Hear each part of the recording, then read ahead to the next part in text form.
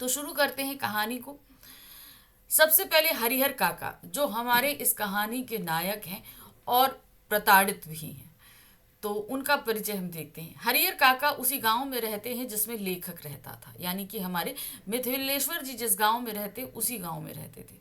हरिहर काका के 4 भाई, उन्हें छोड़कर सभी का परिवार है।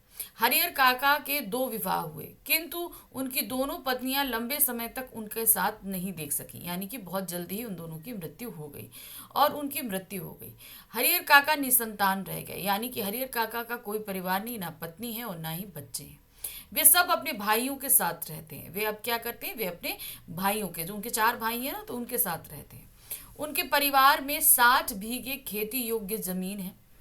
यदि इसे विभाजित किया जाए तो हरिहर काका के हिस्से में 15 बीघे जमीन आती है। तो 4 भाई हैं हरिहर काका के, तो टोटल हो गए 5।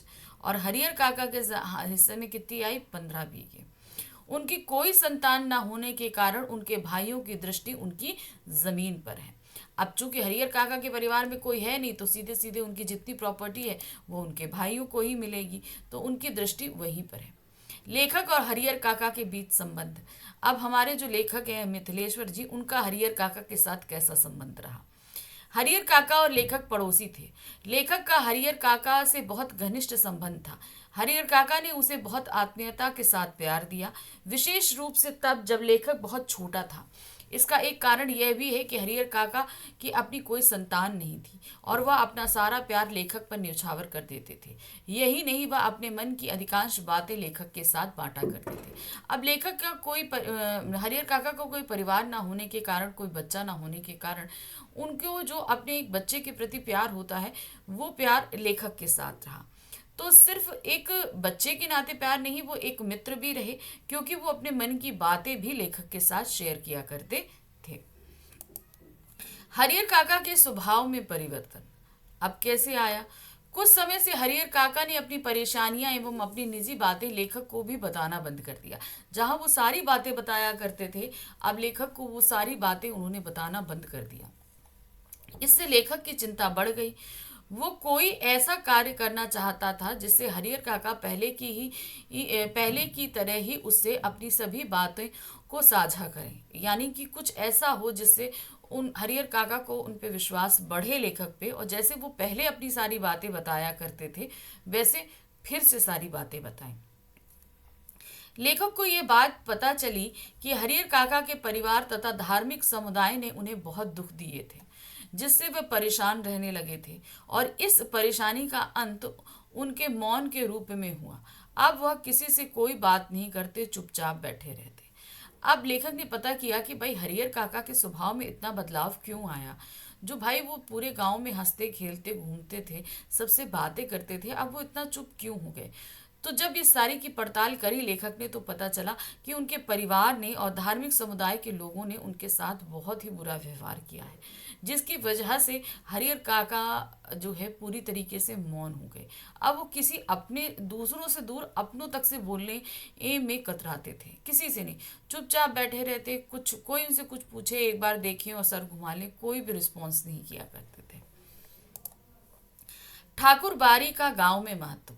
अब हम बताते हैं, गांव में एक ठाकुर बाड़ी थी, यानी एक मंदिर था, और उसके अंडर काफ़ी हद तक ज़मीन आती थी, काफ़ी काम काज आता था, तो वो ठाकुरबाड़ी एरिया कहलाता था। तो उसका गांव में क्या महत्व था। गांव में ठाकुरबाड़ी लोगों के बीच बहुत लोकप्रिय है। ये एक पूजा स्थल है, यानी मैंने बताया एक मंदिर है। इसकी स्थापना के विषय में ठीक ठीक जानकारी किसी को नहीं है। हाँ, इतना अवश्य पता है कि एक संत आकर यहाँ रहने लगे थे। लोगों ने मिलकर चंदा आदि एकत्र किया और यहाँ एक मंदिर का निर्माण करवाया, जो बाद में बढ़ता चला गया। यानी कि संत रहे तो लोगों की आस्था बढ़ी, पैसे इकट्ठा करके वहाँ मंदिर बनाया, और धीरे धीरे ये मंदिर बढ़ता चला गया। ठाकुरबाड़ी का गांव वालों के लिए इतना महत्व है कि जब भी कोई ग्रामीण नया कार्य आरंभ करने की बात सोचता है, तो वह ठाकुरबाड़ी में आकर मनौती मानता है, क्योंकि ठाकुरबाड़ी पर सबको बहुत विश्वास है। अब ठाकुरबाड़ी चूंकि एक मंदिर है तो सबकी आस्था है, तो गांव में कोई भी अच्छा काम होगा या कोई नए काम की शुरुआत करेगा, तो वहाँ मनौती मानना, पूजा अर्चना करना, ये लोगों का एक नॉर्मल रूटीन है। ठाकुरबाड़ी का संचालक एक धार्मिक समिति द्वारा किया जाता है। अब वो ठाकुरबाड़ी थोड़ी बड़ी हो गई है, तो वहां पर एक समिति का संगठन कर दिया गया है। तो उस पूरी ठाकुरबाड़ी की देखभाल सब कुछ करना उस समिति का काम है। इसके पास बहुत जमीन जायदाद है, यानी कि ठाकुरबाड़ी की जो धर्म समिति है उसके पास बहुत सारी जमीन है, क्योंकि कुछ लोग अपनी स्वेच्छा से देते हैं। कुछ लोगों का कुछ जमीनों का जब कुछ कोई भी अता पता नहीं होता कि उसके मालिक कौन है, तो वो भी ठाकुरबाड़ी के अंतर्गत ही आ जाती है। हाँ, अधिकांश समय ईश्वर का भजन कीर्तन चलता रहता है ठाकुरबाड़ी में। जब कभी गांव में कोई बड़ी आपदा आती तो ठाकुरबाड़ी के द्वार सभी के लिए खोल दिए जाते। मान लीजिए सूखा पड़ा है, अकाल पड़ गया है, बहुत ज़्यादा बारिश हो गई है या बारिश नहीं हुई, तो उस कंडीशन में ठाकुरबाड़ी के पास भाई ज़मीन है तो उनका अपना अनाज भी है। तो उस स्थिति में क्या किया जाता था, ठाकुरबाड़ी के द्वार खोल दिए जाते थे लोगों की सेवा के लिए, चाहे भोजन हो, चाहे किसी भी तरीके से आश्रय देना हो, वो द्वार उनके लिए खोल दिए जाते थे। अब आते हैं लेखक और ठाकुरबाड़ी। हमारे लेखक और ठाकुरबाड़ी का क्या संबंध रहा। लेखक की राय ठाकुरबाड़ी के विषय में बहुत अच्छी नहीं है। उनके विचार से यहाँ रहने वाले साधु संत कुछ करते धरते नहीं हैं। हाँ, ठाकुर जी का भोग लगाने के नाम पर अच्छा अच्छा भोजन करते हैं। इसके अतिरिक्त वे लोगों को अपनी बातों से मूर्ख बनाते हैं, जिनमें लोग फंस जाते हैं। तो कहने का एक तरीके से तात्पर्य है, हमारे लेखक जो हैं वो ठाकुरबाड़ी पे बिल्कुल भी विश्वास नहीं करते, क्योंकि जो लोग यहाँ पर हैं वो सिर्फ निठल्ले हैं, बैठकर अच्छा अच्छा खाना है और किसी भी तरह का कार्य वो नहीं करते हैं। और दूसरा, लोगों को फंसाने का काम भी इन महंतों द्वारा किया जाता है। अब आते हैं मुसीबतों का आरंभ। किसके ऊपर? हरिहर काका के ऊपर। शुरू शुरू में तो हरिहर काका का जीवन शांतिपूर्वक चलता रहा। कुछ सालों के पश्चात उनके परिवार के सदस्य उनसे दूरी बनाने लगे, यानी कि उनके भाई के। उनके मान सम्मान में भी कमी आने लगी। पहले तो बहुत सेवा भाव होता था, फिर धीरे धीरे कमी आ गई। घर में बचा हुआ भोजन उन्हें खाने को दिया जाता था। यदि वे बीमार हो जाते तो उनकी सेवा करने के लिए कोई नहीं आता। यहाँ तक कि उस समय उन्हें पानी पीने के लिए भी लाले पड़ जाते। यानी कि शुरू में जब ये हुआ कि आप हमारे साथ रहिए, तो उन्होंने इसलिए लालच में रख लिया कि भाई इनकी 15 बीघे ज़मीन हम लोग को मिल जाएगी। लेकिन भाई वो दिखावे का प्यार था, कितने दिन तक चलता? एक दिन होगा, 2 दिन होगा, 3 दिन होगा, फिर धीरे धीरे वो प्यार, मान सम्मान, देखभाल सब कुछ खत्म हो गया। खाना भी जो बच गया तो दे दिया, नहीं बचा तो नहीं दिया, ये कंडीशन हुआ करती थी। और अगर हरिहर काका बीमार पड़ जाए तो उनकी देखभाल करने को कोई नहीं, उन्हें एक गिलास पानी देने को कोई नहीं। बीमारी में वह स्वयं ही उठकर अपनी ज़रूरतों को पूरा किया करते थे। ऐसे में उन्हें अपनी दोनों पत्नियों की बहुत याद आती थी। भाई बीमारी में ऐसा लगता है कि हाँ कोई सेवा भाव कर दे, तो उस समय उन्हें अपनी पत्नियों की, जो दोनों पत्नियां हैं वो बहुत ही अच्छी थी और उनकी बहुत देखभाल किया करती थी, तो उस समय उन्हें बहुत याद आती थी कि वो होती तो शायद हमारी आज ये कंडीशन नहीं होती। परिवार से मोहभंग का कारण, भाई परिवार के साथ रह रहे थे, अब उन्हें परिवार के साथ जो मोह था वो किस तरीके से टूटा।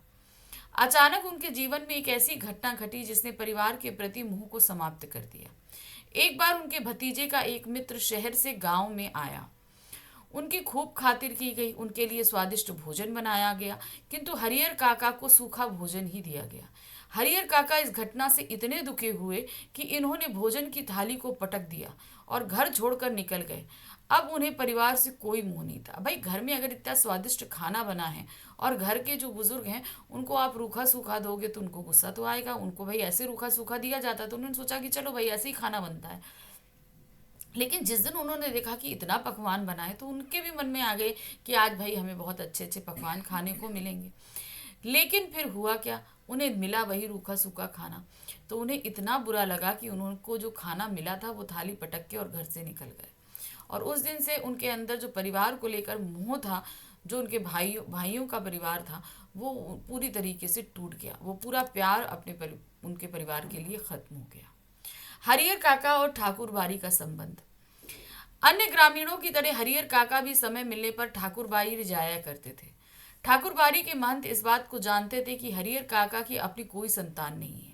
जब महंत को हरिहर काका के गुस्से के विषय में पता चला, गुस्से मतलब जो परिवार में उनके साथ हुआ, ये जाकर हरिहर काका ने जब वहाँ बताया या किसी के जरिए पता चला, तो हरिहर काका को ठाकुरबाड़ी में ले गए कि परिवार ने इस भाई, वो वहाँ से थाली पटक कर चले आए, बाहर घर छोड़कर चले आए। तो जब ये पता चला कि परिवार ने ऐसा किया है तो उन्होंने उनको ठाकुर बाड़ी ले आए कि आप यहाँ पर रहिए। महंत ने उन्हें समझाया कि उन्हें मोह माया के फेर में ना पड़कर अपने हिस्से की जमीन ठाकुर बाड़ी के नाम लिख देनी चाहिए। यानी कि उन्हें जो है अब परिवार मोह माया सब कुछ छोड़ देना है। तो यानी कि अब आपको जमीन जायदाद भी छोड़ देनी है। तो जो आपके पास जमीन है इसे अब आप उसका मोह छोड़ दीजिए और ये सारी जमीन ठाकुर बाड़ी के नाम कर दीजिए। इससे उन्हें परलोक की प्राप्ति होगी। यानी कि अगर वो ईश्वर के लिए जमीन छोड़ेंगे तो उन्हें स्वर्ग की प्राप्ति होगी और यह भौतिक जगत भी सही रहेगा। यानी कि इस समय जो अब जितना उनका समय इस लोक में बचा है वो भी अच्छे से बीतेगा। इस बीच हरिहर काका की खूब खातिरदारी की जाती थी। ठाकुर बाड़ी में भी उनकी खूब खातिरदारी होने लगी। कारण ये कि उनके पास 15 बीघे जमीन है जो ठाकुर बाड़ी हड़पना चाहती थी, इसलिए भाई ठाकुर बाड़ी भी उनकी खातिरदारी कर रही थी। उन्हें तरह तरह के स्वादिष्ट व्यंजन परोसे गए, उनका पूरा मान सम्मान किया गया। महंत ने उन्हें समझाया कि यदि वे अपनी जायदाद को ठाकुर बाड़ी के नाम करेंगे तो इससे लोगों के बीच उनका मान सम्मान भी बढ़ जाएगा। तो फिर ये भी एक लालच दिया गया कि भाई इस समय अगर आप करोगे तो सभी लोगों को पता चलेगा कि इन्होंने अपनी ज़मीन दान दे दी है, तो पूरा गांव में आपकी वाहवाही होने लगेगी, मान सम्मान प्रतिष्ठा आपकी बढ़ जाएगी। अब आते हैं हरिहर काका की घर वापसी। भाई अब तो वो ठाकुर बाड़ी में रहने लगे थे ना, तो अब उनको घर कैसे वापस लाया गया, क्योंकि जो भाई थे वो भी उनकी प्रॉपर्टी चाहते थे। तो जाहिर सी बात है कि उनको वापस तो लाना ही था। तो कैसे वो वापस आए। हरिहर काका जब घर छोड़कर गए तो उनके भाइयों को इस बात का पता नहीं चला कि वो चले गए हैं। जब वे लोग खलियान से लौटे तो उन्हें सारी बातें पता चली। उन्हें यह भी पता चला कि ठाकुर बाड़ी ने हरिहर काका को प्रलोभन दिए गए हैं। यानी कि उन्हें वहाँ लालच दिए गए हैं कि आपको अच्छा खाने को मिलेगा, स्वर्ग मिलेगा, मान सम्मान बढ़ेगा। उन्हें लगा कि यदि हरिहर काका ठाकुर बाड़ी के महंतों की बात में आ गए तो उनके हाथों से अपने भाई की जायदाद चली जाएगी। तो उनके भाई जब खलियान से वापस आए सारी बात का उन्हें पता चला और उन्होंने सोचा कि अगर ठाकुर बाड़ी के हाथ वो मान गए बात वो, तो जितनी भी हरिहर काका की प्रॉपर्टी है वो तो ठाकुर बाड़ी के पास चली जाएगी और उनके हाथ से वो 15 बीघे जमीन निकल जाएगी। भाइयों ने अपनी अपनी पत्नियों को इस बात के लिए बहुत बुरा भरा कहा कि उनके कारण उनके बड़े भाई घर छोड़कर चले गए।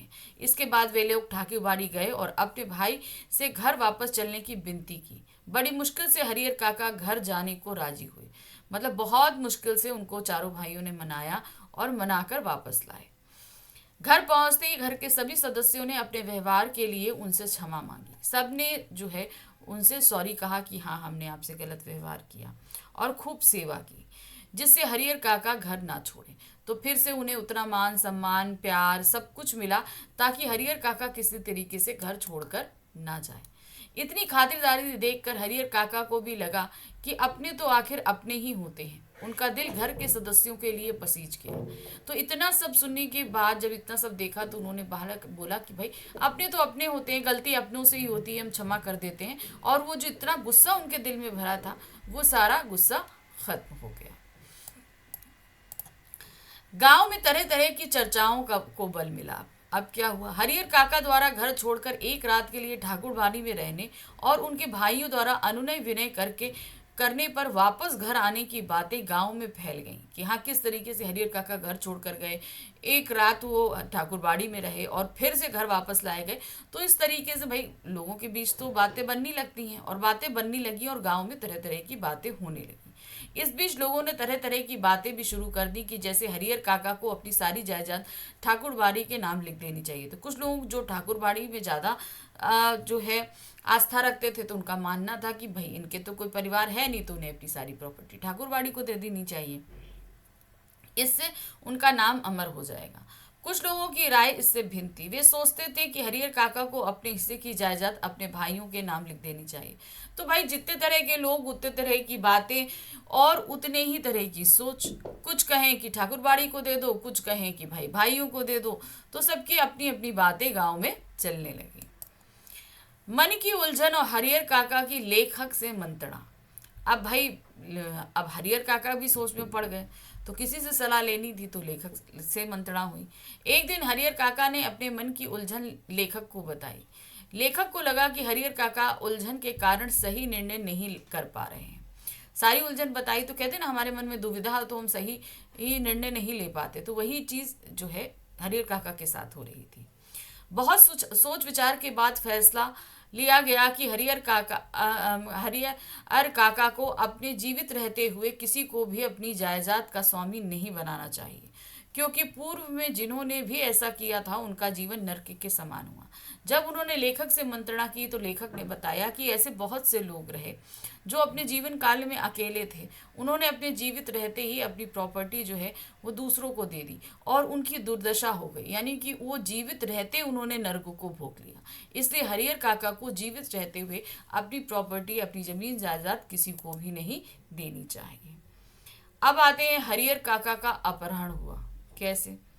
इसी बीच एक दिन ठाकुरबाड़ी के महंत ने हरिहर काका का अपहरण कर लिया, जिससे उनके हिस्से की जायदाद को ठाकुरबाड़ी के नाम लिखाया जा सके। भाई ठाकुरबाड़ी के महंत ने उन्हें बहुत समझाया कि आप अपनी प्रॉपर्टी जो है ठाकुरबाड़ी को दे दीजिए, लेकिन हरिहर काका नहीं तैयार हो रहे थे। तो मगर महंत को तो चाहिए थी प्रॉपर्टी, तो उसने क्या किया, एक रात जो है हरिहर काका का अपहरण कर लिया। महंत और उनके आंधियों ने काका के अंगूठे के निशान ले लिए ताकि उनकी सारी जायदाद ठाकुरबाड़ी की हो जाए। मतलब ब्लैंक पेपर पे अंगूठे के निशान भी ले लिए गए। हरिहर काका अब तक महंत को उनका बहुत सम्मान करते थे, किंतु उनकी इस हरकत को देखकर हरिहर काका को महंत से घृणा हो गई कि मतलब आपने प्रॉपर्टी के लिए एक व्यक्ति के साथ इतना बुरा व्यवहार किया। ये देखकर हरिहर काका को बहुत तकलीफ हुई और महंत, जिसकी वो बहुत इज्जत किया करते थे, उन्हें उनसे नफरत होने लगी। इसी बीच हरिहर काका के भाइयों ने पुलिस का प्रबंध किया कि भाई जैसे ही उन्हें पता चला कि अपहरण हो गया है तो भाइयों ने भी पुलिस को बुला लिया और महंत की कैद से अपने भाई को छुड़वा लिया। अब हरिहर काका के सोचने का दृष्टिकोण पूरी तरह से बदल चुका था। ठीक है, अभी तक वो सभी को अच्छा अच्छा देख रहे थे, लेकिन अब ये जो घटना घटी उससे ये हो गया कि कुछ तो है, मतलब अपने देखने का तरीका उन्होंने बदला। उन्हें लगने लगा कि ना तो ठाकुरबाड़ी के महंत और ना ही उनके सगे भाई कोई भी उनका सम्मान नहीं करता है। मतलब अभी तक वो मान रहे थे कि भाई ठाकुरबाड़ी के लोग जो हैं वो धार्मिक हैं, सम्मान करते हैं, भाई अपने हैं, सम्मान करते हैं, लेकिन अब उनकी सोच बदलने लगी थी। वे तो केवल उनसे उनकी जायदाद हड़पना चाहते हैं। तो मतलब उनका जो ये अच्छा अच्छा व्यवहार सामने चल रहा है ये सिर्फ जायदाद हड़पने के लिए है। अब उन्होंने दृढ़ निश्चय कर लिया कि वे अपनी जमीन किसी के भी नाम नहीं करेंगे। जब उन्होंने इनका अपहरण हो गया तो उनको इस चीज़ का अंदाज़ा हो चुका था कि अब क्या होने वाला है, क्योंकि लेखक उन्हें पहले ही समझा चुके थे इस बारे में। तो इसलिए उन्होंने अब निश्चय किया कि वो अपनी जायदाद किसी को भी नहीं देंगे। जमीन जायदाद और अपनों का व्यवहार क्या हुआ, हरिहर काका के भाइयों को भी हरिहर काका के बदले हुए व्यवहार का अनुमान हो गया था, यानी कि उनकी सोच बदल चुकी थी तो व्यवहार भी बदला था और ये बात भाई जान चुके थे। वे समझ चुके थे कि अब हरिहर काका अपनी जायदाद उनके नाम नहीं लिखेंगे। एक दिन उनके भाइयों ने भी वही तरीका अपनाया जो ठाकुरबाड़ी के महंत ने उनकी जायदाद अपने नाम करने के लिए अपनाया था, यानी कि जोर जबरदस्ती और मारपीट का। भाइयों ने हरिहर काका के साथ मारपीट की और जमीन को अपने नाम लिखवाने की कोशिश की। काका जोर से चीखते तो लोगों ने उनकी चीख सुनकर उन्हें आज़ाद कराया। भाई ये लोगों ने भी खूब अच्छे से पकड़ कर मारा पीटा कि भाई नाम कर दो कर दो कर दो। तो उन्होंने जोर से चिल्लाना शुरू किया तो आसपास के गांव के लोग आ गए और उन्होंने उनको छुड़ा लिया। अब हरिहर काका का अपने भाइयों से भी पूरा मोह भंग हो चुका था, यानी कि जो धर्माधिकारी थे, यानी कि वो महंत, उनसे तो हुआ था, लेकिन भाइयों की इन हरकतों की वजह से हरिहर काका जो है वो भाइयों से भी पूरी तरीके से घृणा करने लगे थे। उन्हें पुलिस सुरक्षा दे दी गई क्योंकि भाई सभी उनकी जान के पीछे पड़े थे ज़मीन के चक्कर में, तो उन्होंने पुलिस प्रोटेक्शन मांगी, तो उन्हें पुलिस प्रोटेक्शन दे दी गई और वे अपने परिवार से अलग होकर रहने लगे। अब भाई पैसा तो था ही उनके पास में, ज़मीन जायदाद है, खेती बाड़ी हो रही, तो पैसा तो था ही, वो अलग रहने लगे। अब पूरे गांव में हरिहर काका की ही चर्चा होती। इतना भरा पूरा परिवार होकर भी जो व्यक्ति अकेले रहे तो चर्चा तो उसके बारे में होगी, तो पूरा गांव उनके बारे में बात करता। कोई इनकी जमीन को उनके भाइयों को देने संबंधी विचार प्रकट करता तो कोई उस जमीन को ठाकुरबाड़ी को दान में दे देने पर जोर देता। इस प्रकार पूरे गांव में केवल यही चर्चा चलती रहती थी, यानी कि मेन टॉपिक रहते हरिहर काका और उनकी प्रॉपर्टी, कि हरिहर काका को अपनी प्रॉपर्टी किसके नाम करनी चाहिए। विभिन्न घटनाओं का हरिहर काका का प्रभाव। अब हरिहर काका ने इतनी उम्र में आकर इतनी सारी चीजें झेल ली थी कि उसका प्रभाव उन पर पड़ना लाजमी था और उनका प्रभाव कैसे पड़ा। अब तक हरिहर काका सब कुछ समझ चुके थे। इन घटनाओं का उन पर इतना गहरा नकारात्मक प्रभाव पड़ा, यानी कि निगेटिव इफेक्ट पड़ा, कि वे मौन रहने लगे। मतलब किसी से बात ही नहीं करते थे। उनका दिल दिमाग सब कुछ टूट चुका था। वे किसी से कुछ भी नहीं कहते, केवल खुली आंखों से आकाश को निहारते रहते। अब उन्होंने एक नौकर रख लिया था जो उनका ख्याल रखता था। पुलिस के जवान भी हरिहर काका के खर्च पर मौज उड़ा रहे थे। तो देखिए किस तरीके से अपनों ने जो उनके साथ दगा किया, उससे उन्हें बहुत ही ज़्यादा तकलीफ मिली। और नतीजा ये हुआ कि एक नौकर और एक सिपाही जो है वो उनके पैसों पर उनके मौज उड़ा रहा था। अगर थोड़ा सा कहते हैं ना धैर्य के साथ किया जाता तो वो सारी प्रॉपर्टी उनके भाइयों को मिल सकती थी। लेकिन वो धीरज उनके अंदर नहीं था, तो वो धीरज उनको रखना चाहिए था। तो इस तरीके से ये जो समस्या दिखाई गई है सिर्फ इस गांव की नहीं थी। आजकल आप हर जगह देखेंगे, बहुत मतलब लोग अपने बुजुर्गों को अपने साथ नहीं रखना चाहते। ये इस जो हम कह रहे हैं ना, हम जिस युग में प्रवेश कर रहे हैं, इस युग की सबसे बड़ी विडंबना है कि जब हम छोटे होते हैं तो हमारी देखभाल हमारे बुजुर्गों द्वारा तो कर ली जाती है, लेकिन जब वो बुजुर्ग हो जाते हैं तो हम उनकी देखभाल करने को तैयार नहीं होते। तो ये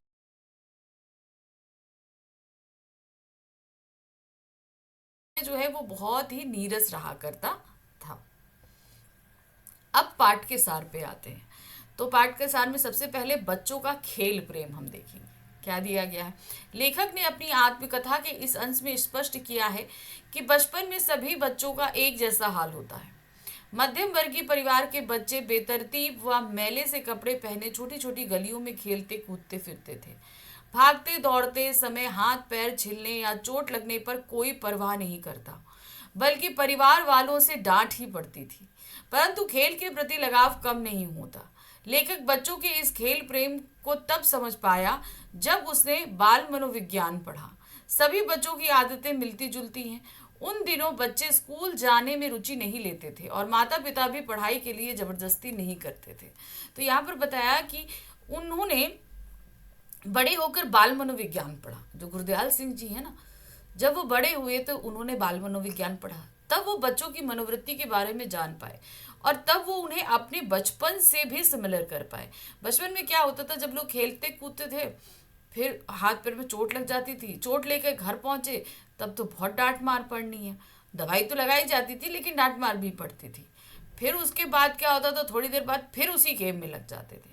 तो ये उस समय उनको लगता था कि ये हमारे द्वारा ही किया जाता है। लेकिन जब इन्होंने बाल मनोविज्ञान पढ़ा तो उन्होंने देखा कि सभी बच्चे लगभग ऐसे ही होते हैं, क्योंकि उस समय पढ़ाई में ज़्यादा तवज्जो नहीं दिया जाता था। घर वाले भी प्रेशर नहीं देते। आज जैसे आजकल तो बहुत है भाई पढ़ना ज़रूरी है, लेकिन पहले ऐसे नहीं होता था। पहले घर वाले भी पढ़ने के लिए पढ़ा पढ़ा नहीं पढ़ा कोई बात नहीं, तो जो व्यवसाय हमारे घर में चल रहा है उसी में तो काम करना है, ना पढ़ा कोई बात नहीं इसी में काम करेगा। इस तरीके से हुआ करता था। तो पढ़ने के लिए इतना कोई प्रेशराइज नहीं करता था। लेखक का बाल्यकाल क्या है? लेखक के अधिकांश मित्र राजस्थान या हरियाणा के मूल निवासी थे। कहाँ थे? राजस्थान और हरियाणा के। और ये कहाँ से बिलोंग कर रहे थे? पंजाब से। जो व्यापार के उद्देश्य से आए अपने परिवार के साथ यहाँ रहते थे। तो कहाँ रहते थे? ये सभी लोग व्यापार के चक्कर में यहाँ पर आकर बस गए थे। उनकी बोली कम समझ में आती थी, पर खेलने की बात सभी भली प्रकार समझ लेते थे। बचपन में हरी भरी घास और रंग बिरंगे फूलों की सुगंध बहुत अच्छी लगती थी। उन दिनों स्कूल में साल के शुरू में 1-1.5 महीना पढ़ाई हुआ करती थी, फिर छुट्टियां शुरू हो जाती थी। तो अब यहाँ पर मैं आपको बताती हूँ क्या हुआ कि जो हमारे लेखक के मित्र थे वो ज़्यादातर जो है राजस्थान और हरियाणा से आए थे और वो वहीं की भाषा बोला करते थे। जैसे कि हमारे जो लेखक हैं वो पंजाब से हैं तो पंजाबी बोल रहे हैं, जो राजस्थान से आए वो राजस्थानी बोलेंगे, जो हरियाणा से आए वो हरियाणवी बोलेंगे। इसलिए इन सबको इनकी आपस में बातें बिल्कुल समझ में नहीं आती थी कि क्या बातें। लेकिन हाँ, खेल से संबंधित जो बातें होती थी वो इन सब की समझ में बहुत आसानी से आ जाया करती थी, इसीलिए ये सब भली भांति खेल भी पाते थे। बचपन में बताते हैं कि हम लोगों को प्रकृति से बड़ा प्रेम हुआ करता था। फूल घास पत्ता मिट्टी इन सब में खेलने का बहुत इच्छा किया करती थी। और अब भाई ज़्यादातर टाइम खेलने में जाता था क्योंकि पढ़ाई पर ना खुद इन लोगों का इतना ध्यान होता था, ना ही माता पिता इतना कोई ये जोर देते थे। और स्कूलों में भी पढ़ाई पे इतना नहीं होता था। पहले क्या होता था, जब साल शुरू होता था 2-3 महीने पढ़ाई हो और उसके बाद फिर छुट्टियां लग जाया करती थी। आज के तरह नहीं होता है कि भाई बहुत कम छुट्टियां लगती हैं वेकेशन, पहले वेकेशंस भी ज़्यादा लगा करते थे। ग्रीष्म अवकाश के दिन यानी कि गर्मियों की छुट्टी के समर वेकेशन का टाइम, छुट्टियां प्रारंभ होते ही लेखक गुरदयाल जी माँ के साथ ननिहाल चले जाते थे। अक्सर जैसे होता है कि छुट्टियां हुई और सब बच्चे अपने ननिहाल चले जाते थे। वहीं नानी खूब दही दूध मक्खन खिलाती, बहुत प्यार करती। जिस साल ननिहाल नहीं जा पाते तब अपने घर में थोड़ी दूर बने तालाब पर जाया करते थे। तो कभी कभी ऐसा एक साल भी होता था कि हम ननिहाल ना जाएं तो नानी के प्यार से वंचित रह जाते थे। जो खातिरदारी वहां ननिहाल में हुआ करती थी उससे वंचित रह जाते थे। और ना जाएं तो यहाँ पर उधम होता था घर में। घर से थोड़ी दूर जो एक तालाब था, कभी पानी में कूदते, कभी रेत के टीले पर चढ़ते, कभी कभी तालाब में कूदकर अच्छे तैराक की तरह हाथ पैर हिलाते। इन शरारतों में कब सुबह से शाम हो जाती पता ही नहीं चलता। तो पूरा टाइम उस तालाब पे जाकर मस्ती करना, खेलना, और कब सुबह से शाम हो गई नहीं पता। तो इस तरीके से ये गर्मियों के दिन जो है बिता दिए करते थे अगर ननिहाल में नहीं जाते थे तो। अब गर्मियां की छुट्टियां शुरू हुई तब तो इतना मस्ती हुई। अब आता है समय गर्मियों की छुट्टियां खत्म होने का। तब क्या होता है, अवकाश समाप्ति से पहले जैसे जैसे छुट्टियां बीतने लगती तो मास्टर जी द्वारा दिया गया यह कार्य सारी मस्ती में बाधा डाल देता। अब क्या भाई, समर वेकेशन की होमवर्क भी तो मिलता है ना, समर हॉलीडेज होमवर्क भी मिलता है, तो अब उन लोगों को भी मिला करता था। तो पहले तो वेकेशंस बिता दी सारी खेल कूद में, बिल्कुल काम नहीं किया, और आखिर आखिर में अब आती थी मुसीबत। जो सारी मस्ती है उस चिंता में खत्म हो जाती कि अरे मास्टर जी ने काम दिया था और काम अभी हुआ नहीं है, स्कूल जाएंगे और काम नहीं हुआ तो बहुत मार पड़ने वाली है, और ये सारा मस्ती जो है रफू चक्कर हो जाती थी। गृह कार्य पूरा करने के लिए हिसाब किताब लगाना शुरू होता। भाई अभी कुछ दिन बचे हैं अभी छुट्टी खत्म होने के, तो कितने सवाल कितने दिन में किए जाएं ये हिसाब किताब लगना शुरू हो जाता था। परंतु कुछ मित्र ऐसे भी थे जो छुट्टियों का काम करने की बजाय मास्टर जी की पिटाई को अधिक सस्ता सौदा समझते थे। कभी कभी कुछ समय के लिए लेखक भी ऐसे बच्चों को अपना नेता मान बैठता था। तो अब कहता तो मान लो कि जो है मास्टर जी ने आपको 100 सवाल दिए हैं और छुट्टी खत्म होने के 6 दिन बाकी हैं, तो उन्होंने ये सोच लिया कि चलो 6 दिन बाकी है, पाँच क्या कहते हैं हम 20-20 क्वेश्चन भी पर डे करेंगे तो आराम से 100 क्वेश्चन 5 दिन के अंदर खत्म हो जाएंगे। ये हिसाब लगता। फिर क्या होता कि जब अब फिर कम कम दिन हुए, अब बचे 4 दिन, तो चलो भाई 25-25 सवाल कर लेंगे, 4 दिन में खत्म हो जाएंगे। तो इस तरह करते करते दिन कम होते जाते और सवालों की संख्या बढ़ती जाती और ये चिंता धीरे धीरे बढ़ती जाती। और उसी में कुछ इनके मित्र ऐसे भी थे, वो कहते कि कौन काम करेगा, इससे अच्छा तो मास्टर जी की हम डांट खा लेंगे बहुत है, मार खा लेंगे बहुत है। तो कभी कभी लेखक भी उन्हीं लोगों में शामिल हो जाता कि चलो पढ़ाई होमवर्क नहीं करेंगे, हम मार ही खा लिया करेंगे। विद्यालय का वातावरण। अब जिस विद्यालय में हमारे लेखक पढ़ने जाते थे उसका वातावरण कैसा था। लेखक का स्कूल बहुत छोटा था, उसमें केवल 9 कमरे थे। दाईं ओर पहला कमरा हेडमास्टर श्री मदन मोहन शर्मा जी का था। स्कूल की प्रार्थना के समय वह बाहर आते और अनुशासन में खड़े छात्रों को देखकर बहुत खुश होते थे। तो वो कब आते थे, प्रेयर के टाइम बाहर आते और सब डिसिप्लिन खड़े रहते थे तो बहुत अच्छा लगता था। मास्टर प्रीतम चंद जो खेल अध्यापक थे, स्वभाव से बहुत कठोर थे। सरल तथा विनम्र स्वभाव के हेडमास्टर 5वीं और 8वीं कक्षा को अंग्रेजी स्वयं पढ़ाते थे। तो जो हेडमास्टर थे आपके मदन मोहन शर्मा जी, ये जो है क्लास 5th से लेकर 8th तक के बच्चों को इंग्लिश पढ़ाया करते थे। और खेल अध्यापक थे प्रीतम चंद, यानी कि स्पोर्ट टीचर थे। क्रोध आने पर कभी कभी गाल पर हल्की सी चपत दे देते, और अगर भाई वो बहुत ही विनम्र स्वभाव के थे जो हेडमास्टर मदन मोहन जी थे, और कभी गुस्सा आए तो बच्चे को बस हल्की सी चपत गाल पे दे दिया करते थे। फिर भी स्कूल जाने से बच्चे जी चुराते थे। कभी कभी ऐसी सभी स्थितियों में रहते हुए भी स्कूल उस समय अच्छा लगने लगता जब खेल अध्यापक स्काउटिंग का अभ्यास कराते। तो पढ़ने के लिए स्कूल जाने का मन किसी का नहीं करता था, लेकिन जब स्काउट का टाइम होता था तो बच्चे सारी परिस्थितियों को पार करके स्काउटिंग के लिए पहुंच जाते थे। नीली पीली झंडियां हाथों में पकड़वा कर ऊपर नीचे दाएं बाएं करवाते और गलती ना करने पर जब वह शाबाश कहते, यानी कि खेल मास्टर प्रीतम चंद जो थे, वो हाथ में जब स्काउटिंग होती है तो झंडियाँ पकड़ाई जाती, दाएं बाएं लेफ्ट राइट किया जाता, और जब गलती नहीं होती तो शाबाश बोला करते थे। तो ऐसा लगता था कि लेखक या उसके मित्रों ने किसी फौज से के सभी तमगे यानी मेडल जीत लिए हैं। तो प्रीतम चंद जो थोड़ा सा क्रोधी स्वभाव के टीचर थे, उनसे ये जल्दी सभी बच्चे बहुत डरा करते थे। लेकिन स्काउटिंग के टाइम अगर आपने कोई गलती नहीं करी तो आपको शाबाशी मिलती थी, और उस शाबाशी को पाकर इन लोगों को लगता था जैसे इन लोगों ने जो है सेना का कोई मेडल जीता हो। अब आते हैं लेखक का मध्यम वर्गीय परिवार था, तो मतलब आर्थिक रूप से इतने संपन्न लोग नहीं थे ये लोग। हेडमास्टर साहब लेखक को हर वर्ष किसी धनी लड़के की पुस्तकें दिला देते थे। भाई इनके पास इतना पैसा भी नहीं था कि हर साल नई किताबें खरीदी जा सके। तो हेडमास्टर बहुत विनम्र स्वभाव के थे, तो एक अमीर लड़का था, वो जब आगे क्लास में जाता तो अब उसकी पुस्तकें जो हैं वो लेखक को वो दिला देते थे ताकि लेखक हमारे आगे बढ़ सके। यद्यपि उन दिनों नई किताबें भी बहुत कम कीमत में आ जाती थी, परंतु मध्यम परिवर्गीय परिवार के लिए 1 रुपए की भी बहुत कीमत होती थी। अपने परिवार में लेखक ही पहला लड़का था जो स्कूल जाने लगा था, यानी कि इससे पहले कोई भी बच्चा लेखक से पहले स्कूल नहीं गया था। लेखक को नई श्रेणी में पहुंचने पर कभी कोई विशेष प्रसन्नता नहीं होती थी। वह सदैव पढ़ाई का बोझ बढ़ने और अध्यापकों द्वारा भयभीत रहता था। तो लेखक को एक तो पढ़ाई में इतना इंटरेस्ट भी नहीं था, और दूसरा उनको जो किताबें मिलती थी वो उन्हें पुरानी मिलती थी, जबकि हमारे लेखक को नई किताबों में से आने वाली जो महक है वो बड़ी अच्छी लगा करती थी, मगर इनको कभी पढ़ने को नहीं मिलती, तो वो इतना इंटरेस्ट नहीं लेते थे। और दूसरा, नई क्लास में जाओगे, सिलेबस बढ़ेगा, पढ़ाई बढ़ेगी, इसकी टेंशन, टीचर्स की टेंशन उन्हें रहा करती थी। तो एक मध्यम वर्गीय परिवार से होने के कारण आर्थिक रूप से इतने संपन्न नहीं थे, तो घर में इतना ज़्यादा इन लोग को फैसिलिटीज़ नहीं थी, और ना ही इतनी जो है पढ़ने के लिए लोग वो रहते थे कि नहीं आपको पढ़ना है, इतना पैसा खर्च हो रहा है, कुछ ऐसा नहीं। क्योंकि इन लोगों को पढ़ाई उनसे पहले परिवार में किसी ने करी नहीं थी, ये पहले बच्चे थे। तो ये उनके परिवार का पूरा माहौल था पढ़ाई को लेकर। दूसरे विश्व युद्ध के समय, वह समय दूसरे विश्व युद्ध का था।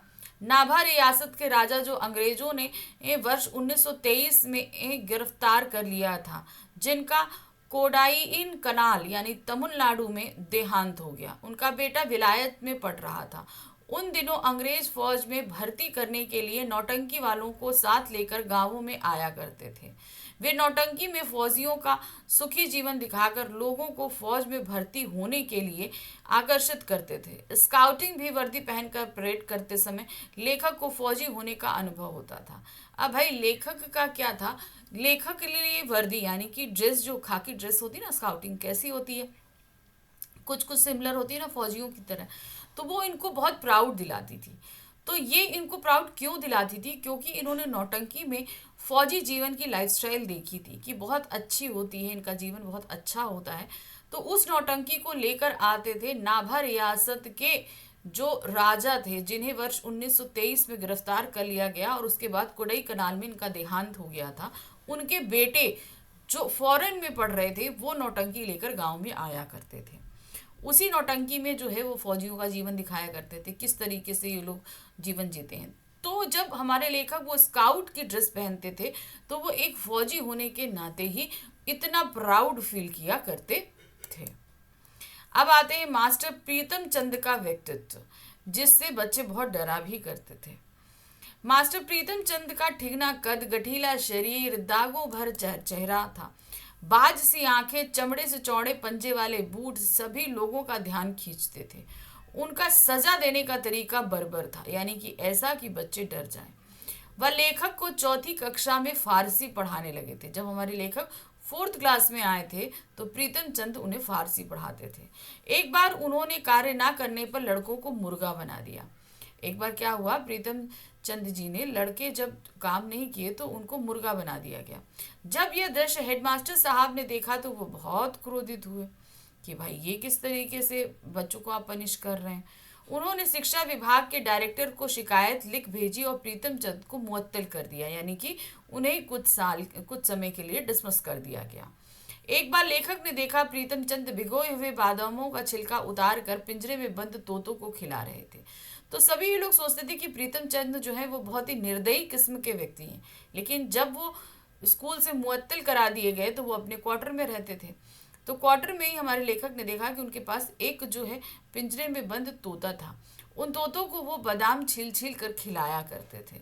तो इससे उनका एक विनम्रता वाला चेहरा भी बच्चों के सामने उभर कर आया। और खिला तो खिला रहे थे, तोतों से बातें भी कर रहे थे। उनका यह व्यवहार उस स्कूल के कठोरतापूर्ण व्यवहार से सर्वथा भिन्न था। यह सब कुछ आश्चर्यजनक ही लग रहा था। तो जिस तरीके से प्रीतम चंद जी का व्यवहार उन्होंने देखा तो वो वाकई आश्चर्यचकित हो गए कि एक ही व्यक्ति स्कूल में बच्चों को इतनी बुरी पनिशमेंट देता है, और वो जो है जब जानवरों के साथ रहता है तो कितना विनम्र होकर रहता है। तो ये सारी चीजें देखकर वो बहुत ही ज्यादा आश्चर्यचकित थे कि एक ही व्यक्ति के दो पहलू वो देख रहे थे। तो यहाँ पर खत्म हुआ हमारा अध्याय।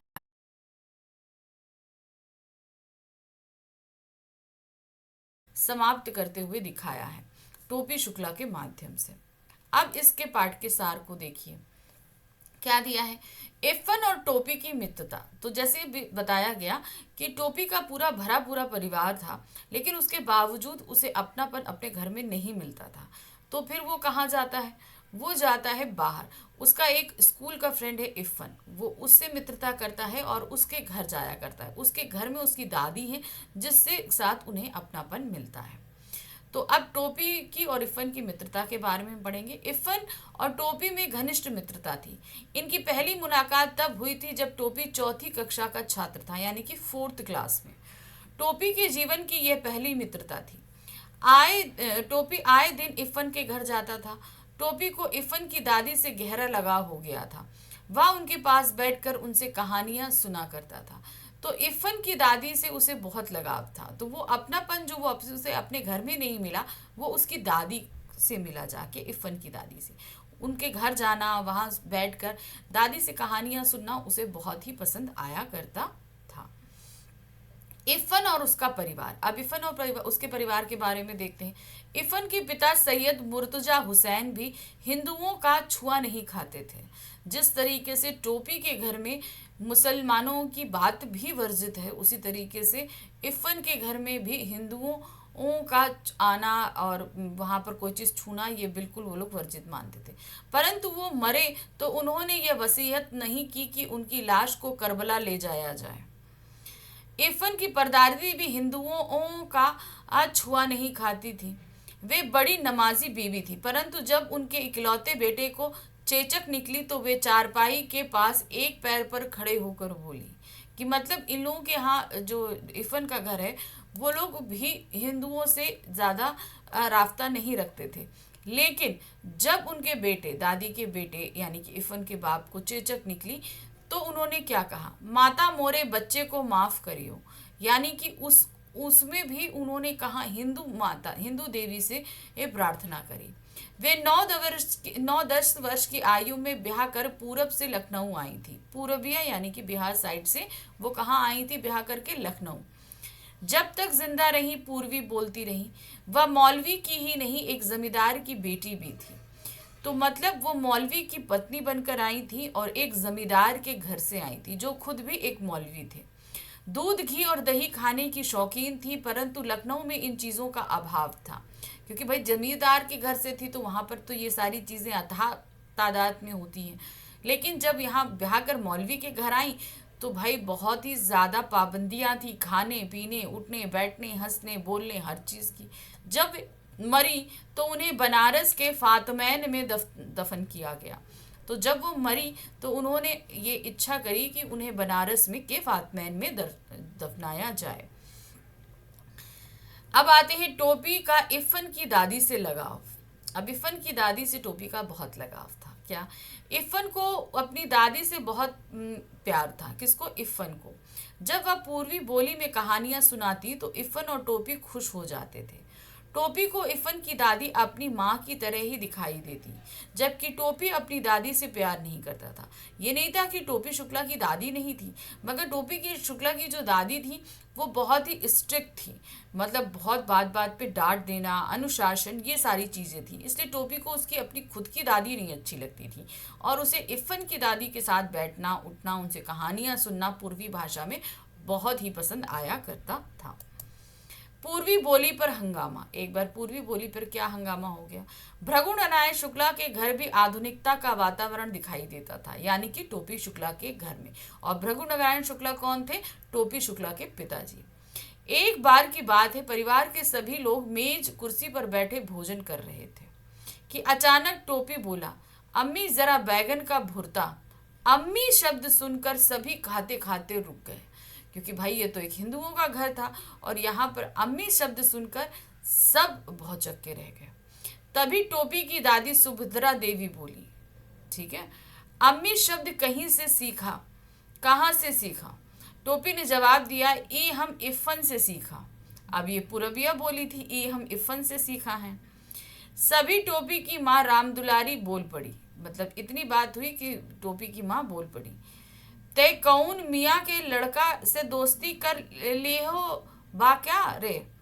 तो यहाँ पर वो कहे कि तुमने क्या किसी मियाँ के लड़के से दोस्ती कर ली, यानी किसी मुसलमान के लड़के से दोस्ती कर ली। ये सुनते ही सुभद्रा देवी आग बबूला होकर कहने लगी, यानी कि दादी बोली, बहू तुमसे कितनी बार कहूँ कि मेरे सामने ये गवारों की जुबान ना बोला करो।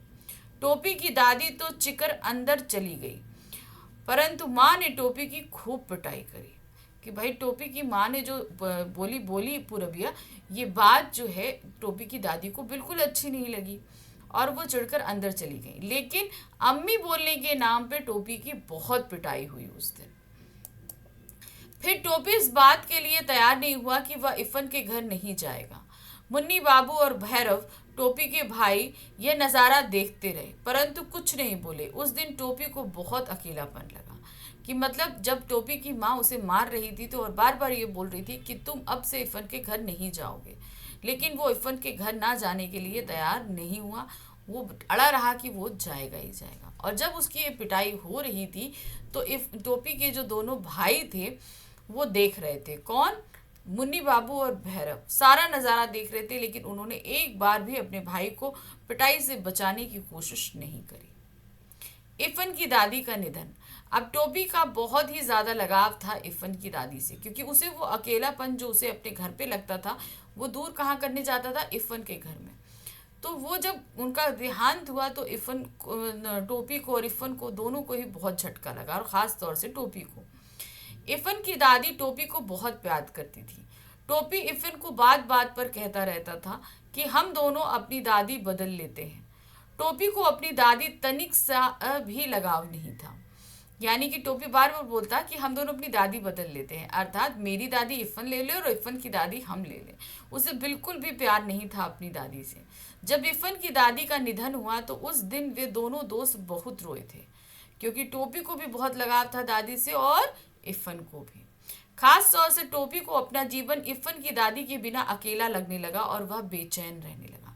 तो इफ़न की दादी के जाने के बाद उसे बहुत ही ज़्यादा अकेलापन सताने लगा था। किसको? टोपी को। टोपी के जीवन में सन्नाटा। अब क्या हो गया था? टोपी के जीवन में एकदम सन्नाटा आ गया। कैसे? इफ़न की दादी की मौत की खबर से वह बहुत उदास हो गया। शाम को इफ़न के घर गया तो पहले से ज़्यादा लोग एकत्रित थे। भाई एक निधन हुआ है तो लोग घर में रहेंगे ही रहेंगे, परंतु सन्नाटा उससे भी कहीं अधिक एक दादी के ना होने से टोपी के लिए घर बिल्कुल खाली था। मतलब वो जाता था उस घर अक्सर, लेकिन वो घर उसे बड़ा अच्छा लगता था क्योंकि लोग कम रहते थे, लेकिन उसकी दादी रहा करती थी। लेकिन दादी की मौत के बाद जब गया तो वहाँ बहुत सारे लोग थे, लेकिन वो घर पूरी तरीके से सन्नाटे में था। वो घर उसको पूरी तरीके से खाली लग रहा था। क्यों? क्योंकि दादी के बिना उसे वो घर अच्छा लग ही नहीं रहा था। टोपी ने एक बार फिर इपन से कहा, कितना अच्छा होता तेरी दादी की जगह मेरी दादी मर गई होती। मतलब उसे इस बात से भी पता चल रहा है कि उसे अपनी दादी से 1% का भी लगाव नहीं था। टोपी को ऐसा लगता था कि उसे उसके घर वाले प्यार नहीं करते। जिस अधूरेपन को भरने के लिए वह इफ़न की दादी का सहारा लेता था, उनके देहांत के बाद उसका जीवन सन्नाटे से भर गया। तो उसके जीवन में जो अकेलापन था वो दादी के साथ बैठने से दूर हो जाता था। लेकिन अब दादी नहीं है तो उसे उसका जीवन पूरी तरीके से अधूरा लगने लगा था। टोपी के जीवन में 10 अक्टूबर 1945 के दिन का महत्व। ये दिन उसके जीवन में दूसरे झटके का दिन लेकर आया था। पहला झटका था इफ़न की दादी का निधन, और ये दिन था उसके जीवन का दूसरा झटका।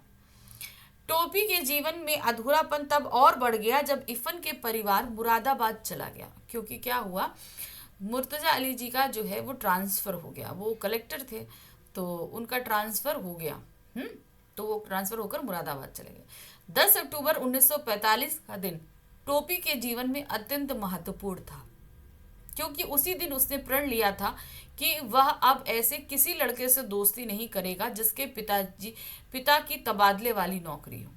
इफ़न के पिताजी के तबादले के बाद टोपी ने ऐसी प्रतिज्ञा ली थी। अब क्या हुआ था, इफ़न के पिताजी ही का ट्रांसफ़र हो गया, वो लोग मुरादाबाद चले गए, इफ़न को भी जाना पड़ा। तो उसके जीवन का खालीपन दूर करने के लिए जो एकमात्र सहारा बचा था इफ़न, वो भी उससे दूर हो गया।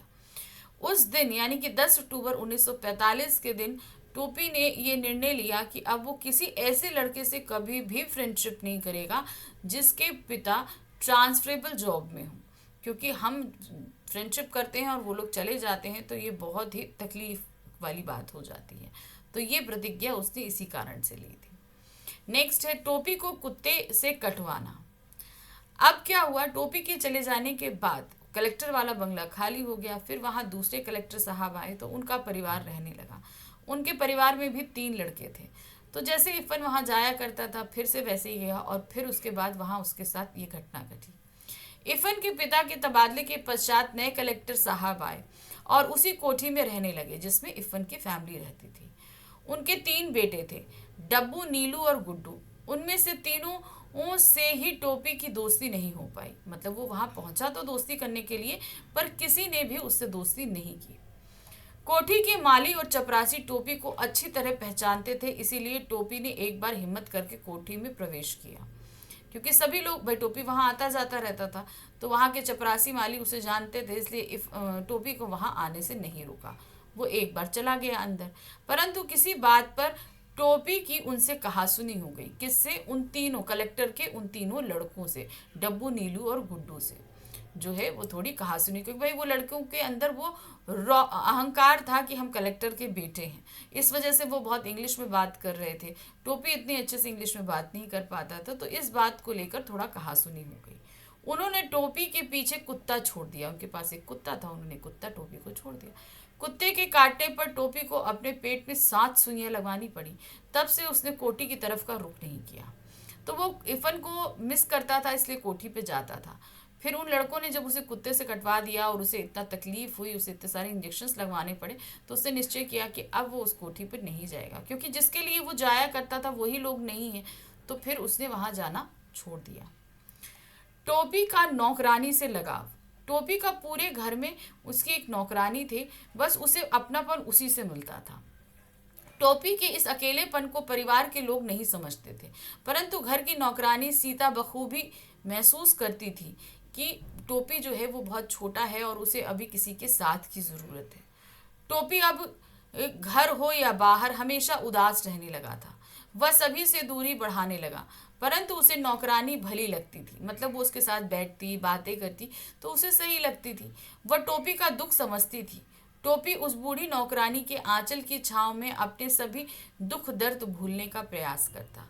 तो मतलब जो उसे थोड़ा सा सुकून उसे दादी के पास मिलता था, वैसा ही कुछ थोड़ा सा सुकून उसे अपनी इस बूढ़ी नौकरानी के पास मिलने लगा था, जो इसे घर में कहीं पर भी नहीं मिलता था।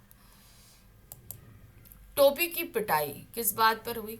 सर्दी के दिनों की बात है। मुन्नी बाबू और भैरव के लिए कोट का नया कपड़ा आया और टोपी को मुन्नी बाबू का कोट मिला। देखने में स्थिति अच्छी थी, परंतु वो था तो पुराना। टोपी ने वह कोट उसी समय नौकरानी केतकी के बेटे को दे दिया कि भाई सबके लिए नए कपड़े आए और उसे जो है चुन्नी बाबू का पुराना कोट मिला, मुन्नी बाबू का। तो भाई जब सबके लिए नया आए तो उसे पुराना कोट क्यों दिया गया? तो ये बात जो है टोपी को अच्छी नहीं लगी, तो उसने तुरंत ही वो कोट जो उसकी एक नौकरानी थी केत की, उसके बेटे को दे दिया।